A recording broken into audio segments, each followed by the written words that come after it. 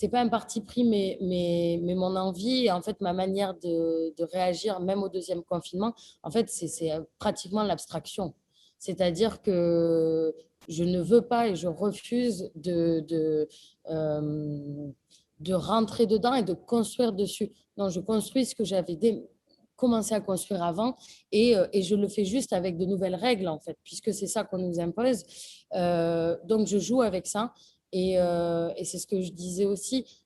Un an après, maintenant, je peux parler du confinement. Et puis, je pense que je pourrais montrer ces pièces-là qui ont été faites pendant le premier confinement. Mais au moment où ça s'est passé, c'est pas de ça dont j'avais envie de parler, en fait.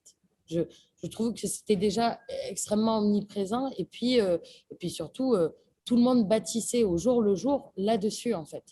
Comme si, pour le coup, bah, la vie s'est arrêtée dans un sens, mais vos pensées, ce qui s'était développé avant, ne peut pas s'être arrêté pour démarrer une nouvelle pensée. Je ne suis pas entièrement d'accord. Il y a une modification des trajectoires, mais il ne peut pas y avoir complètement un avant, un après, en fait. Dans ma pratique, en tout cas. C'est une manière de protéger ce que vous avez déjà mis en place et de ne pas laisser les événements impacter à ce point les choses. Je pense, après, c'est très honnêtement aussi une belle manière de faire l'autruche. Hein. C'est aussi de se voiler la face. Mais pour l'instant, moi, c'est la seule chose qui me protège de, de me retrouver face à une page blanche, de me retrouver à plus être capable de faire, en fait. Donc, c'est juste moi qui pallie à mon stress ou des angoisses d'après en faisant ouais, une belle abstraction des choses autour, en fait. Vraiment l'autruche. Mais l'autruche consciente, d'être une autruche. Ben oui, complètement, complètement.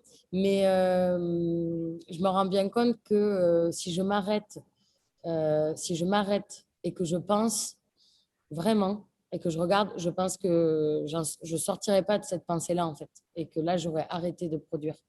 Et il y a des pratiques de penseurs et il y a des pratiques de gens qui produisent. Moi, j'ai beau penser ce que je produis, si j'arrête de produire, il n'y a plus rien.